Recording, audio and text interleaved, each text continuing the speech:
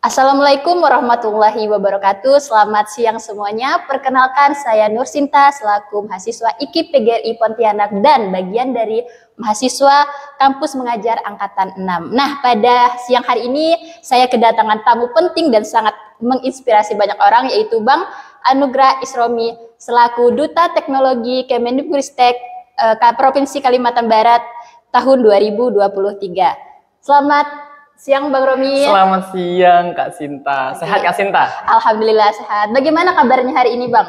Alhamdulillah sehat. Seneng, apalagi ya bersemangat. Karena pada siang hari ini saya berkesempatan bisa duduk sama-sama dengan mahasiswa-mahasiswa keren tentunya di luar sana. Dan bersama Kak Sinta, salah satu mahasiswa yang juga menjadi kebanggaan kampus IKIP PGRI Pontianak. Ya enggak?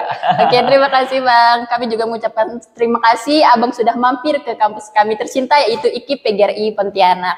Nah Bang, pasti teman-teman di luar sana penasaran dan mungkin asing mendengar kata Duta Teknologi Kemendikbudristek Provinsi Kalimantan Barat ini. Nah, bisa Abang ceritakan begitu, apa sih itu Duta Teknologi? Oke, siap Kak Sinta. Sebelum saya mengupas lebih jauh apa sih sebenarnya tulisan SAS yang ada di badan saya ini, perkenalan dulu barangkali saya ya. Oke. Tadi sudah di-spill nama saya Anugrah Isromi. Betul. Saat ini saya menjadi tenaga pendidik di SMA Negeri 2 Sambas yang ada di Kabupaten Sambas nih Kak Sinta. Oke. Nah, apa yang sedang saya kenakan ini merupakan salah satu program dari Kemendikbudristek, namanya program Pembatik. Pembatik itu singkatan dari pembelajaran berbasis TIK. Nah, tujuannya itu adalah sebenarnya bukan kepada bisa menghasilkan salah satu pemenang yang disebut sebagai duta, tapi dalam proses seleksinya ini itu memberikan banyak sekali ilmu, wawasan baru, insight baru terkait dengan platform-platform teknologi yang bisa hadir di dalam proses pembelajaran di kelas. Nggak hanya itu, bicara juga tentang kurikulum merdeka, strategi-strategi pembelajaran yang sifatnya inovasi, begitu. Nah, pembatik ini itu pada akhirnya akan melahirkan salah satu duta yang pada tahun ini bersyukur itu saya terpilih sebagai dutanya. Alhamdulillah, gitu. Sangat keren Bang. Terima kasih. Jadi kalau cerita pembatik ini cukup panjang nih Kak Sinta. Okay. Kalau biasanya pemilihan duta itu ya 2 minggu atau seminggu atau 3 hari gitu ya. Kalau pemilihan duta ini cukup panjang, kurang lebih 6 bulan. Oh, berarti perjalanannya sangat panjang ya Bang ya? Sangat panjang. Ada 4 level yang harus saya tempuh bersama teman-teman di luar sana. Yang pertama kalau saya boleh cerita nih. Oke, kita pasti penasaran. Betul sekali. Dan ini harapannya bisa menjadi wawasan baru dan bisa dipersiapkan buat teman-teman guru yang sudah ada di lapangan dimanapun berada, khususnya yang ada di Provinsi Kalimantan Barat. Dan bagi adik-adik barangkali calon-calon guru yang ada di IKIP PGRI Pontianak ini bisa mempersiapkan yang mungkin seperti Kak Sinta yang akan sebentar lagi lulus gitu ya. Insya Allah. Mudah-mudahan terinspirasi dan akan ikut gitu ya. Bukan kepada label dutanya, tapi prosesnya ini benar-benar menambah insight baru bagi kita semua. Jadi ceritanya nih Kak Sinta, prosesnya itu dimulai dari level 1. Dari pendaftaran itu masih bersifat skala nasional yang pada tahun saya ini pendaftarnya itu kurang lebih hampir 80.000 orang. Wow, sangat banyak ya Bang. Bener. Kemudian di level 1 ini masih bersifat literasi, artinya jadi boleh saya spill dulu. Proses seleksinya ini tidak ada virtual meeting sama sekali, sifatnya membaca, benar-benar literasi. Kita diberikan berbagai modul. Totalnya itu sampai akhir tuh ada 15 modul yang harus kita kuasai. Di sana ada ujiannya, kemudian ada prakteknya juga. Nah, di level 1 ini disebut sebagai level literasi. Di sini kita memang banyak membaca, ada beberapa modul yang harus kami baca. Kemudian setelah udah selesai ada rentang waktu yang disediakan. And then kita ujiannya sifatnya tertulis. Gitu. Nah, kemudian lulus level 1 lanjut di level 2 gitu. Di level 1 kita dapat sertifikat lulus gitu. Di setiap levelnya nanti kita akan dapat sertifikat gitu. Itu yang menariknya juga. Lanjut di level 2. Level 2 ini sudah bicara implementasi. Jadi apa yang sudah kita peroleh di level 1 kita terapkan di implementasi ini di dalam kelas. Tentunya adalah praktek mengajar yang menggunakan platform teknologi. Bebas itu mau apa saja ya, penggunaan yang dikuasai oleh guru-guru di lapangan. Dipelajari, diimplementasikan, ujian tertulis lagi. Gitu. Lulus lagi di level 2, sama dapat sertifikat lagi level 2. Lanjut nih ke level 3, namanya level kreasi. Di sini guru-guru, kami para peserta, sudah dituntut membuat media pembelajaran. Macam-macam, ada yang bersifat hanya rekaman suara, kemudian ada yang membuat video pembelajaran, kemudian ada yang berupa game edukasi, media pembelajaran interaktif gitu. Ada 4 hal yang menjadi beberapa pilihan untuk kami membuat kreasi. Pada waktu itu saya memilih media pembelajaran interaktif gitu. Nah, dibuat itu, kemudian dikumpulkan, ujian lagi gitu. Lulus lagi seperti itu sampai di level 3. Oke, kemudian langsung mengkerucut lagi ke level 4. Nah, di level 4 ini Kak Sinta, kita sudah bersifat provinsi. Oh, jadi sudah naik level gitu. Iya, sudah naik sampai di level 4. Kalau tadi level 1, level 2, level 3 itu masih berskala nasional yang pesertanya itu. Kemudian di level 4 ini kita sudah diambil 30 besar di provinsi masing-masing. Gitu. Nah, 30 orang ini sudah disebut sebagai sahabat teknologi. Gitu. Nah, apa yang harus kami lakukan di level 4, 30 besar ini?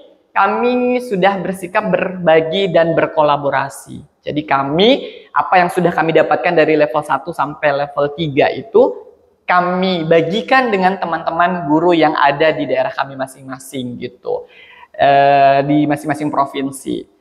Dengan cara apa? Dengan cara luring bisa, dengan cara webinar gitu. Itu bebas kami berbaginya, berkolaborasi dengan siapa seluas-luasnya. Namun ada satu webinar yang wajib yang ada di PMM. Teman-teman guru pasti sudah tidak asing, dan mudah-mudahan Kak Sinta juga sudah tidak asing ya. Benar, apalagi sempat kemarin jadi kampus mengajar. Iya, pernah mengikuti kampus mengajar angkatan 6. Angkatan 6. Pasti sudah mengenal namanya PMM, yakni Platform Merdeka Mengajar gitu. Nah, kita sudah ada satu space disediakan khusus yang Kalimantan Barat. Jadi kita wajib mengadakan webinar di sana gitu. Jadi berusaha nih Kak Sinta, kita berkolaborasi dengan yang lain sebagainya. Pada waktu itu kami satu tim 3 orang isinya. Saya berkolaborasi dengan teman-teman guru yang ada di Mempawah pada waktu itu. Nah, sudah di sana dilakukan berbagi dan segala macam. Kami diminta 2 hal, membuat blog dengan membuat vlog gitu. Jadi muaranya ada di blogspot itu, di blog. Semua aktivitas kami berbagi, dibuat vlog gitu, di-share di sosial media kami masing-masing, entah itu YouTube, Instagram, TikTok, Facebook, dan lain sebagainya. Kemudian alamat-alamat itu semua, alamat vlog kami itu dimasukkan di dalam blog. Kami ada punya catatan di sana gitu. Jadi proses penilaian bermuara di blog yang kami buat gitu. Nah, di sana nih sudah mulai terasa tantangannya yang luar biasa. Iya, karena sudah makin meningkat levelnya, makin meningkat, bukan lagi cerita individu. Betul. Kita sudah harus ditantang bisa berkolaborasi dengan semua pihak. Karena kenapa Kak Sinta? Untuk mengajak teman-teman guru di lapangan untuk mendengarkan kita bercerita tentang praktik baik itu bukan hal yang mudah. Betul, banyak sekali tantangan yang harus Abang hadapi. Betul sekali, baik itu secara teknisi maupun lain sebagainya. Nah, terlewati itu semua, kami sudah kumpulkan tugas, ada ujiannya lagi, ujian tertulisnya lagi Kak Sinta. Jadi nggak stop di sana. Oke, sudah selesai, kemudian kami lulus gitu ya, tapi masih dicari 5 besar. Jadi lulus dan lolos ceritanya. 30 itu lulus barangkali, gitu, lulus, namun ada lagi lolos. Lolos ini lolos masuk dalam 5 besar. Gitu. Dan Abang mengikuti? Betul, dan saya masuk 5 besar itu. Untuk apa 5 besar ini? Untuk dipilih lagi menjadi, ini dia, Duta Teknologi perwakilan dari masing-masing provinsi. Gitu. Sudah dimasuk 5 besar, ternyata masih ada tantangan lagi Kak Sinta. Apa tuh Bang? Iya. Jadi saya pikir udah cukup ya di level 4, ternyata masih ada lagi. Kami juga masih dites lagi, berkolaborasi lagi, salah satunya diantaranya membuat program jangka panjang, jikalau terpilih menjadi duta dalam 1 tahun itu apa sih yang mau dikerjakan, itu semua, dan kenapa kita ini layak untuk jadi duta. Itu salah satunya. Kemudian ada tes interview, ada wawancara lagi gitu. Wawancara itu ada 2 terkait dengan motivasi, kemudian menceritakan program kerja, kemudian mendemonstrasikan penggunaan platform Merdeka Mengajar gitu. Itu juga yang menjadi penting. Melewati itu semua, alhamdulillah saya terpilih jadinya Kak Sinta di tahun 2023 sebagai Duta Teknologi Kemendikbudristek Provinsi Kalimantan Barat. Nah, itu ceritanya. Jadi panjang, itu prosesnya dari bulan Juli sampai November di pengukuhan kemarin di Jakarta bersama teman-teman 39 orang duta gitu. Menarik nih Kak Sinta di angkatan saya. Karena kita ada penambahan provinsi di Indonesia jadi banyak nih. Jadi ada 38 provinsi plus 1 orang dari guru yang mengajar di luar negeri. Oh, berarti total 39 orang iya, ya Bang? Betul, 39 orang. Dan teman kami yang dari luar negeri itu yang jatuh kepada teman yang mengajar di Jeddah. Wah, gitu. Jadi seru. Kegiatan pengukuhannya itu juga kami seru-seruan, banyak insight baru, dan sekaligus ada titipan-titipan amanah yang harus kami kerjakan. Nah, salah satu program saya itu Kak Sinta adalah Ghost to Campus juga di sini, gitu. Menemui Kak Sinta dan teman-teman yang ada di sana, yang barangkali nanti bisa berkesempatan melihat video ini, podcast sederhana ini, gitu ya. Enggak hanya barangkali teman-teman mahasiswa calon guru dari IKIP Pontianak, tapi juga dari universitas lainnya, gitu Kak Sinta. Jadi cukup panjang nih ceritanya. Oke Bang, melihat statement Abang tadi kan programnya direalisasikan dalam jangka 1 tahun ya. Nah, mungkin ada sedikit pertanyaan yang ada di benak teman-teman juga. Mengapa sih, apa pentingnya teknologi ini diimplementasikan bagi seorang pendidik, Bang? Begitu. Oke Kak Sinta, kalau bicara tentang teknologi, kenapa harus penting? Seberapa pentingnya? Seberapa penting? Kenapa juga saya harus menyentuh teman-teman mahasiswa, calon guru khususnya?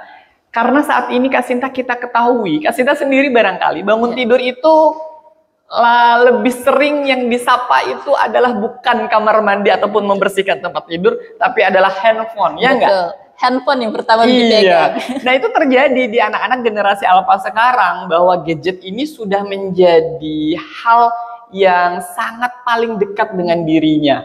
Gitu, bangun tidur udah handphone. Sosial media itu udah pasti, bahkan ada yang wajib bangun tidur langsung posting, belum cuci muka, belum apa udah posting, apapun itu diposting gitu kan ya. Nah, untuk demikian, ini kan mereka adalah anak-anak didik kita di sekolah. Bagaimana penggunaan ini itu adalah dunia mereka, juga bisa kita menjadikan sebagai media pembelajaran mereka. Kalau kita belajar kan Kak Sinta dulu waktu jadi sekolah, kalau kita belajar dekat dengan hal-hal yang kita gemari, itu pasti belajarnya lebih fun ya, lebih enak gitu, lebih meaningful lah bahasanya begitu Kak Sinta. Jadi proses pembelajaran yang menghadirkan berbagai macam platform teknologi di kelas ini oleh guru itu akan lebih membantu mengefektifkan proses pembelajaran gitu. Jadi anak-anak nggak jenuh, anak-anak merasa nggak belajar tapi sedang belajar padahal gitu Kak Sinta. Jadi tujuan dari hadirnya platform teknologi dan proses pembelajaran itu banyak. Efektivitas, kemudian kebermaknaan anak, kemudian anak itu merasa dirangkul oleh guru karena dunianya sedang diberikan, tidak dihilangkan, begitu. Jadi seperti menumbuhkan minat belajar ya Bang? Betul sekali, gitu. Karena jadi sekarang kan diutamakan bahwa kita menghadirkan proses pembelajaran yang sesuai menjawab kebutuhan dan berpihak pada anak, sesuai dengan minat dan hobinya anak-anak. Gitu. Salah satunya adalah penggunaan platform teknologi. Gitu. Kalau bicara tentang globalisasi dan modernisasi, ini sudah kita perlukan sih Kak Sinta ya, untuk hadir-hadir itu semua. Dengan harapan bahwa sosial media yang mereka punya itu nggak hanya sekedar untuk posting selfie mereka, posting main-main mereka, tapi juga bisa digunakan sebagai sumber dan juga media pembelajaran. Oke Bang, untuk program ini sendiri sasarannya adalah kepada seorang pendidik ya kan? Betul. Dan calon pendidik nantinya. Betul. Nah, tentunya kan banyak tantangan dan rintangan yang akan Abang hadapi gitu. Kira-kira bagaimana gitu cara menghadapi atau nantinya memotivasi seorang pendidik untuk menggunakan teknologi ini di dalam sistem pembelajaran? Betul. Kalau bicara tantangan itu pasti ada. Sampai detik ini juga pasti ada gitu ya. Banyak sekali tantangannya, diantaranya adalah guru-guru di lapangan itu kadang-kadang cenderung gini, aduh saya bukan orang-orang yang high tech gitu, saya tidak menguasai teknologi, saya di sekolah saya nggak ada internet, di sekolah saya nggak menggunakan handphone dan segala macam gitu. Ini tantangan-tantangan yang sering kali saya dengar gitu. Dan ini perlu saya jawab dan tidak perlu saya harus berputus asa gitu. Salah satunya adalah memberikan pemahaman bahwa teknologi itu yang kita gunakan nggak harus secanggih apapun, nggak harus jumlahnya banyak gitu ya. Satu platform saja itu sudah sangat bermakna. Bukan seberapa canggih teknologi yang digunakan, bukan seberapa banyak platform teknologi yang digunakan, tapi seberapa efektifnya platform itu untuk menunjang proses pembelajaran gitu. Jadi menggunakan sosial media saja itu juga sudah cukup, Kak Sinta, bagaimana sosial media itu hadir bukan hanya sebagai entertaining saja, tapi juga masuk di dalam ranah edukasi gitu. Dan tidak ada internet gitu, hanya bermodalkan handphone saja sudah bisa. Kita gunakan saja handphone itu untuk misalnya mengidentifikasi jenis-jenis sampah, jenis-jenis daun, turun ke lapangan, keluar kelas, memfoto, lalu mengidentifikasikan, itu juga kita sudah berbasis digital gitu, Kak Sinta. Jadi tantangan-tantangan itu yang menjadi PR saya bagaimana meyakinkan bahwa rekan-rekan guru dimanapun itu bisa menghadirkan platform-platform teknologi dalam proses pembelajarannya. Intinya adalah saya juga dapat PR bagaimana menggairahkan guru-guru itu bisa menjadi sosok guru yang sebagai pembelajar sepanjang hayat. Itu sih, Kak Sinta, yang menjadi tantangannya. Oke, setelah berbincang-bincang ya Bang ya, mungkin bisa Abang simpulkan gitu ya, apa itu pembatik, tujuan dan manfaatnya untuk kita sebagai seorang pendidik gitu. Oh iya, kalau bicara pembatik, lagi-lagi saya katakan bukan kepada labeling dutanya sebenarnya. Kenapa dia itu panjang juga waktunya? Ini yang menjadi menarik. Ketika mengikuti proses pembatik ini, banyak hal yang kita dapatkan gitu. Jadi seandainya pun saya kemarin tidak terpilih menjadi duta, atau hanya sampai sebagai sahabat teknologi, ataupun tidak sampai 30 besar, itu banyak sekali pengetahuan-pengetahuan yang bisa saya gunakan untuk proses pembelajaran saya sebagai seorang guru. Betul. Karena di sana tuh bukan hanya tes saja, Kak Sinta, tes apapun. Kita dibekali dulu dengan kita mempelajari modul-modul yang memang relevan dengan kondisi saat ini, yang memang kita butuhkan sebagai seorang pendidik agar bisa menjadi pendidik yang profesional gitu. Jadi lewat itu semua, by prosesnya itu lebih, kalau menurut saya malahan by prosesnya ini yang menguntungkan kita mengikuti proses pembatik ini. Makanya untuk tahun depan buat teman-teman yang barangkali belum tergerak atau baru tahu tentang pembatik ini, yuk coba ikut join. Kita nggak fokus kepada goal akhirnya sebagai duta ataupun apapun itu, tapi kepada prosesnya itu bisa melahirkan kita menjadi sosok yang baru, memahami keberpentingannya, kebermanfaatannya penggunaan platform teknologi dan proses pembelajaran. Gitu sih, Kak Sinta. Dan dalam prosesnya memang saya akan terus berusaha untuk menginspirasi bahasanya bahwa kepada teman-teman semua, rekan-rekan guru dan calon-calon guru, untuk bisa tetap terus menggunakan platform teknologi dalam proses pembelajaran. Itu sih, Kak Sinta. Gitu. Harapannya dengan hadirnya podcast juga bareng-bareng Kak Sinta ini, nanti bisa di-share ke teman-teman calon guru, bahwa teman-teman kalau yang masih berpikirannya konvensional, bahasanya, saya mau mengajar ceramah aja deh gitu. Tidak ada yang salah dengan ceramah. Ceramah itu pasti ada dalam proses pembelajaran. Betul, pasti. Yang keliru itu adalah sepanjang waktu itu ceramah. Nah, itu yang salah. Ya, itu yang salah, benar. Harus ada mungkin pengembangan lah gitu dalam metode pembelajaran yang kita berikan. Betul sekali, dan saya perlu meng-highlight bahwa teman-teman calon guru di sana, nanti yang teman-teman hadapi itu bukan lagi generasi-generasi yang hanya mendengar dongeng, bukan generasi yang hanya mau pinter disuapi oleh guru, tapi generasi-generasi yang sudah sangat aktif gitu, yang sudah generasi alpha, yang sebenarnya knowledge ataupun pengetahuan itu sudah dalam genggaman mereka gitu. Guru itu bisa jadi itu kalah pinter. Betul Bang. Iya enggak? Betul. Iya, karena informasinya kalau guru anak-anak yang aktif itu jauh lebih tahu gitu. Jadi kalau berbicara tentang knowledge, mereka itu bisa dapat lebih dari apa yang kita berikan. Tapi kita hadir di sini sebagai sosok yang lain gitu, yang memberikan itu semua. Jadi buat teman-teman calon guru dimanapun itu berada, persiapkan mulai dari saat ini teknik-teknik pembelajaran yang bisa menjawab kebutuhan anak-anak generasi alpha ke depan untuk siap menjadi generasi emas dengan segala kemodernitasnya, dengan segala kecanggihannya, dengan sesuai dengan kondisi tuntutan zamannya gitu Kak Sinta. Jadi kalau Kak Sinta nanti ngajarnya masih kayak gaya saya tahun beberapa tahun yang lalu, kayaknya udah nggak relevan. Betul, harus disesuaikan dengan kebutuhan siswa masa kini. Betul, gitu ya, sesuai dengan kodrat zamannya. Gitu Kak Sinta. Oke, keren banget teman-teman pernyataan dari Abang gitu ya. Mungkin untuk terakhir Bang boleh memberikan motivasi atau untuk teman-teman semua lah gitu. Gitu teman-teman guru. Iya, tentang duta teknologi ini. Oke, sebagai seorang duta teknologi Kemendikbudristek Provinsi Kalimantan Barat tahun 2023, hari ini khususnya di sesi ini tuh saya berharap mengajak teman-teman calon guru khususnya yang nanti siap mengimplementasikan ilmunya sebagai tenaga pendidik profesional. Hayu mulai dipersiapkan dengan kemampuan-kemampuan atau skillnya dalam beberapa platform teknologi.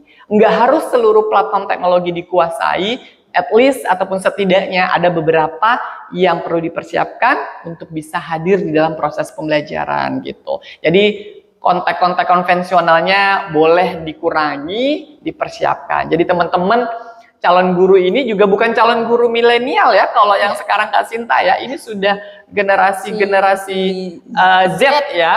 Jadi saya pikir tinggalkanlah metode-metode yang lama, persiapkan untuk adik-adik kita atau anak-anak kita yang sudah generasi alpha. Karena kenapa? Kalau teman-teman calon guru ini nggak persiapan di sana, nanti ketinggalan, bahkan nanti bisa tidak menjawab kebutuhan peserta didik kita. Jadi sebagai guru kita juga harus update gitu ya Bang? Harus. Sebagai guru itu justru kalau berhenti belajar itu keliru. Jadi kalau teman-teman calon guru merasa bahwa oh saya sudah S1 clear, nggak perlu belajar, justru harus belajar setiap saat Kak Sinta. Karena zaman terus beranjak, anak peserta didik kita juga tumbuh dengan perkembangannya, jadi kita terus menerus update gitu Kak Sinta. Oke Bang, terima kasih Bang telah hadir di IKIP PGRI Pontianak. Saya ucapkan terima kasih. Mungkin telah berakhir gitu ya sesi tanya jawab kita. Semoga kita bisa bertemu kembali di suatu hari nanti. Gitu. Siap. Terima kasih juga buat Kak Sinta yang sudah mau diskusi bareng saya, mengajak teman-teman semuanya, calon-calon guru khususnya untuk bisa mempersiapkan diri menggunakan berbagai platform teknologi dalam proses pembelajaran. Sama-sama menginspirasi, sama-sama ikut meningkatkan mutu pendidikan yang ada di Kalimantan Barat. Oke, kalau gitu saya ucapkan terima kasih untuk teman-teman semua yang mungkin menonton nantinya. Saya ucapkan Assalamualaikum warahmatullahi wabarakatuh.